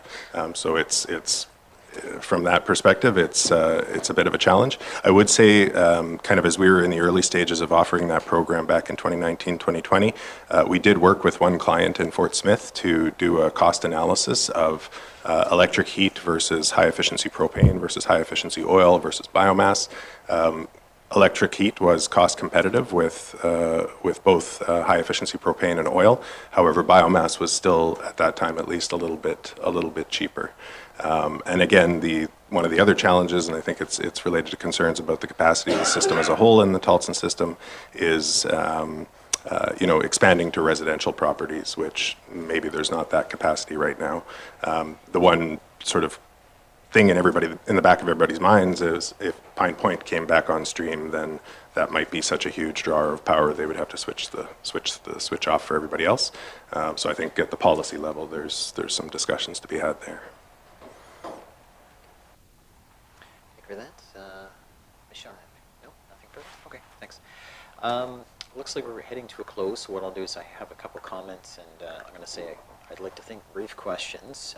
After listening to the presentation, I too could probably, not that I intend to, but could be here an hour just asking questions about the types of things. But I'll just be, I'll be as efficient as possible, and that is not intended as fun this time around. Not speaking against it, but there is a clear, I'm leading to a point, and I remember reading a few years ago that after about the range of 250 kilometers, when you start bringing pellets away from the source, they lose their efficiency, both in cost and the GHG benefits. But that said, you can counteract that by bringing volume in the sense of making it the balance that changes the argument. I don't remember the exact distance because it's been quite a few years ago.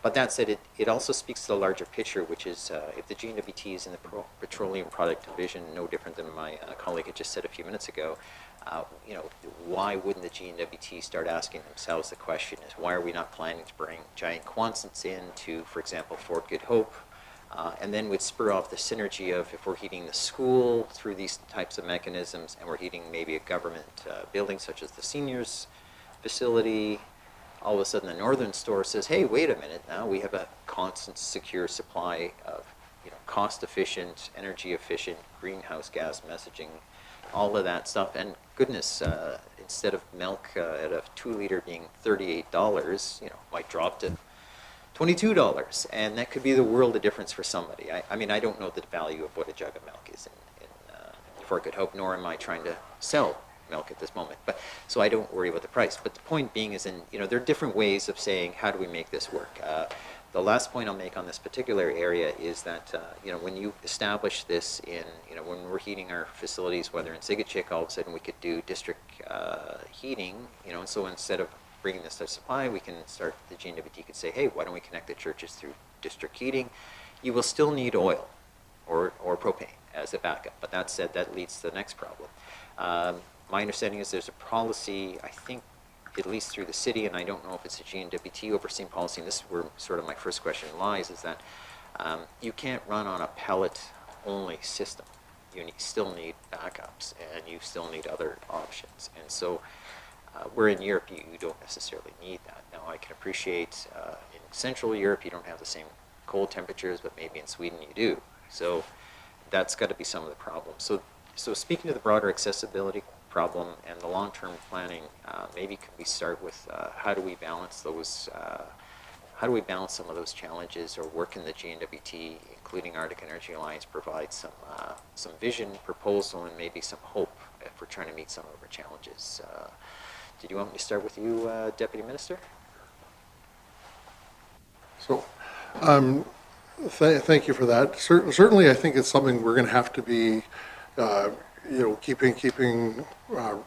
I guess looking at the latest trends, looking at opportunities. I think, this file is very interesting to me because it's evolving so quickly, and answers that we're giving you today may not be the answer in 5 years from now or a couple of years from now, just because I sit on the board for the Transportation Advisory Council for Western Canada, and it's an interesting board because it's comprised of infrastructure or government, industry, academia and labor. And so you get the vantage points of everybody, and we have presentations, you know, for what people are doing with their fleets, from CN to C-SPAN, the shipping company, and looking at, you know, some of their challenges, some of their concerns about, you know, we're trying to go towards the net zero, but we're not sure what the dominant fuels are going to be. We're not sure what the fuel supplies are going to be like at that point. So I think I think we do have a role, you know, in the smaller communities of you know, and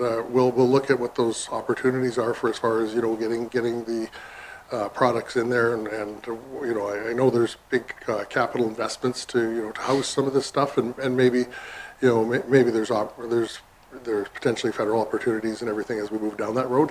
But I think the biggest thing for the GNWT, you know, we have to be looking at innovation. We have to be engaging with our community governments. You know, I don't, you know, I always say that I never tell a community what they want or what they need. They should be telling us what they need, right? And so, you know, when we're working with them, they come out and they, you know, and you know, and that's for every facet of what the government of Northwest Territories does, whether we're putting in a building or whether we're looking at supply chains and stuff.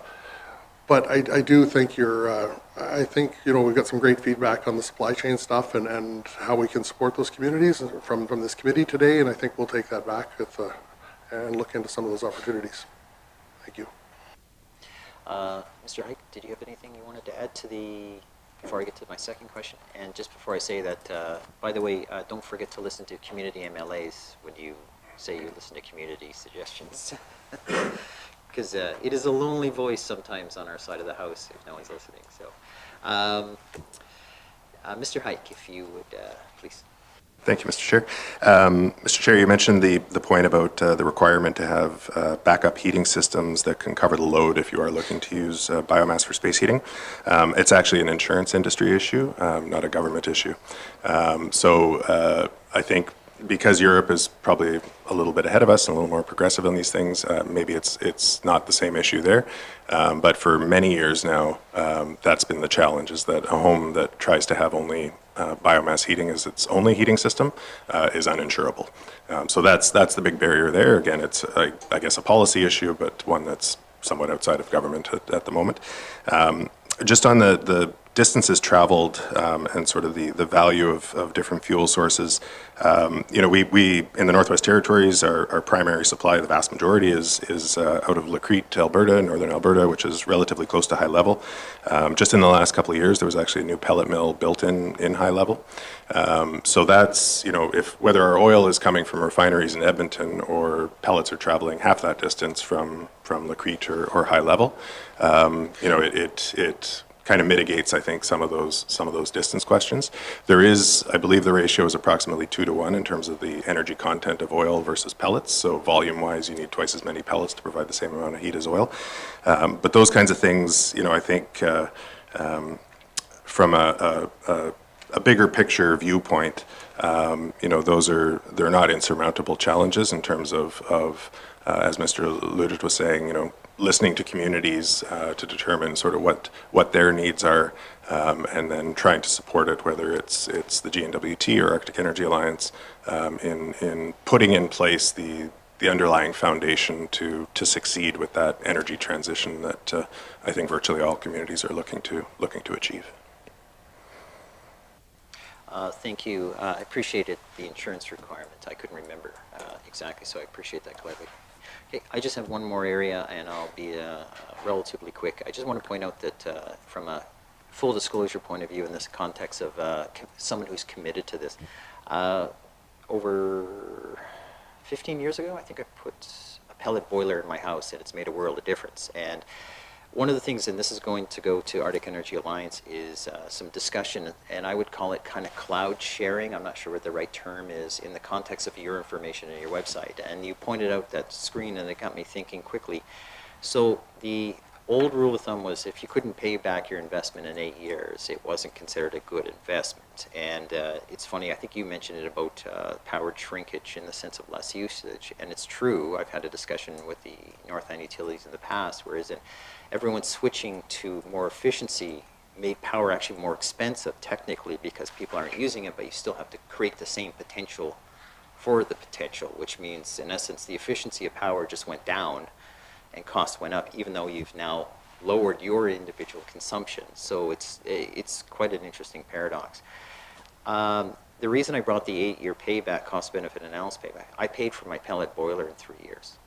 The cost of the return and the efficiency. And it's that type of full disclosure I'm leading into my next question, which is I would encourage the Arctic Energy Alliance to sort of do that cloud sharing concept on all their projects. And the reason I say that is because if you're a consumer, whether you're tight with your money in the sense of you can't afford it, you're tight with your money because you don't like to spend it, whether you want to spend or commit to things. Some of the potential of these challenges are, A, I can't get someone to do an assessment on my house or building or whatnot, so that becomes a burden. The financial burden is a problem for some people, but not everyone.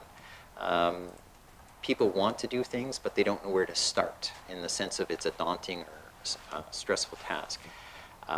So when you get to pages, for example, like page, it's 22 on my slide, don't worry about the site, but it's called Rebate Issued Solar PV and Biomass. I would ask the Arctic Energy Alliance to encourage this, to cloud share all your information, take out any personal specific details. So don't say, person's name and address, but say, this is the size, this is the type of home, this is the output, this is the program plan, this is what their application looked like minus their name. So when someone goes along and goes, whether they're in Good Hope or in Yellowknife or Fort Smith or wherever, they won't be overwhelmed by, I want to do something, but I want to know how to do something. Because it seems like you have to hire someone in order just to even ask the question, can I do something like this? So my question really isn't about making information practical, and I'm a very pragmatic person in the sense of we have to make something useful and accessible. And I would encourage you, as my question, to say, is there any way you could work towards that in a timely way? So when someone is, whether they're dialing in from Colville Lake over the internet, you got to be old to say dial, obviously, and saying, I want to put solar in my house. What do I start? Well, this is what the person of a similar size did. This is relatively what it cost. And then all of a sudden they're now having a real meaningful assessment in their head saying, hey, this is doable. I know it's not doable tomorrow, but it's doable. And so I go to you, Mr. Hike from Arctic Energy Alliance, with sort of that bigger picture of making things practical. And I'm a big believer in trying to make things accessible. So Mr. Hike, if you could. Thank you for the question, Mr. Chair. A couple things on your questions. One, if committee members are interested, AEA undertakes an annual exercise right around this time of year, and we're just finalizing the numbers for 2024. We create what we call a fuel cost library. So there's a community by community breakdown of every community in the Northwest Territories, and we have our staff contact fuel suppliers and others to determine what is a liter of oil cost, what is a liter of propane cost, where natural gas might be available, we identify that cost, cordwood, and credit to the Bureau of Statistics, who is now asking questions about cordwood use as part of their 3-year community surveys, pellet costs, both by bag and by the ton, as well as electricity costs in all those communities as well. So if you're interested, the current chart on our website is under the resource section, and it's December 2023 costs, but we identify exactly all of those energy costs. So the cost of pellets has been remarkably stable over the years, unlike the volatility that we see for fossil fuels, both oil and propane. We have seen with the kind of inflationary pressures these last couple of years, the cost of pellets has gone up, but still it's not kind of the roller coaster ride that we see with fossil fuels. I'm not sure if, Mr. Chair, you had applied back in the day for your boiler system, but one of the steps in our current application process for the Alternative Energy Technologies Program, which will fund biomass boilers and solar PV and that sort of thing, we will actually do an analysis, a cost analysis of your current energy or oil usage, say, for example, in the case of space heating, and then we will estimate sort of a payback period as well as your annual reduction in greenhouse gas emissions. So before somebody decides to proceed with a project, we will do that analysis in-house and provide that back to the client. And we do that as part of what we call our pre-approval process. So somebody applies to AEA, they provide us the information we need to do that analysis, and then we will provide it back to them if they choose to proceed. We have pre-approved their application, which means it's locked in our budget to make sure that funding is available for them when their project is complete. And then basically they have a set amount of time to implement that project. So it is a very important step, as you alluded to, in helping clients understand the financial benefit of changing from fossil fuel-based heating systems, say, to biomass. In terms of a kind of an aggregate presentation of the savings and results, I would encourage committee members to have a look at our annual reports on our website. They are extremely detailed program by program. We break down sort of not only the cost savings, again, it is an aggregate, so it's not sort of individualized, but we do look at that through the application process itself. But program by program, we show the greenhouse gas emission reductions, the total cost savings, in the case of renewable electricity systems, or energy efficiency for that matter, the reduction in the use of electricity, and community by community and region by region breakdowns to show that we're delivering these programs equitably across the territory. So there is a wealth of information there. Sometimes it can be a little overwhelming. And if individual committee members or anybody outside this room across the territory has questions about potential savings from moving from one technology to another, we're more than happy to engage in those conversations to help people make the best informed decisions they possibly can. Thank you. Thank you for the answer. And again, I would encourage Arctic Energy Alliance to post a few, not everyone, that's too much work, but a few examples. I call it, cloud sharing, 360 full detailed applications, even if you did 6 or 7 mock ones that were the full from the plan, the costing, the steps and whatnot. That would really help someone who's going to go, what do I do? And whatnot. I'm just going to make one last comment. It's less than a sentence or two, which is we didn't talk about maintenance of any of these projects. And from a blue-collar background, and I can hear my father saying, don't care what you put in, you got to maintain it. And so I would remind folks, this is not a question, but I would remind folks that there is a significant opportunity to be a maintainer of these things. We heard quite a bit of detail about becoming WET certified. I'm familiar with that, but you still have to maintain wood stoves, pellet boilers, and there seems to be little accessibility to that. So it could be a business opportunity, could be a program opportunity under Arctic Energy Alliance to help spur off that. Anyway, there's opportunities there. That said, that wasn't intended as a question, but it's just as a reminder that it could be a business opportunity for someone in a small community, Yellowknife, Hay River, wherever. Safety matters, and of course that leads to efficiency of your product use. So at this point, I'd like to thank the presenters, and I will ask the Deputy Minister if he has any final comments, as well as I'll go to Mr. Hike from Arctic Energy Alliance, and at that point we'll wrap up. So, Deputy Minister, if you'd like to finish off with any final comments. Thank you. I think we got some good takeaways from the meeting, as always. And I said coming in, I do enjoy these opportunities to share our programs and get some feedback. And certainly, we toured MTS there a while back, and we'll be back again this afternoon with MTS governance one as well. But certainly, like I said, I like to have these interactions, have these opportunities, and any of our other programs, I would be happy to present as well. So, thank you. Thank you, Deputy Minister, and we couldn't do it without you. Mr. Hike, any final comments from yourself as Arctic Energy Alliance? Thank you. Mr. Chair, thank you very much. We see ourselves very much as a grassroots organization, kind of supporting people on the ground. I think that was the reason AEA was created in the late 90s, was to be a fairly flexible public-facing service delivery agent. And we like to hear back from the public as well throughout the Northwest Territories. If people have ideas, thoughts, questions, our phone lines and emails are always open to those kinds of things. It's a challenge even for me to remember all of the the things that AEA does at times. But we offer a range of programs and services on a number of different things, and we've always strive to be sort of the first stop for energy questions from members of the public. So, whether it's MLAs or committee members or people across the territory, we're certainly open to connecting and having those conversations. Thank you, Mr. Hike.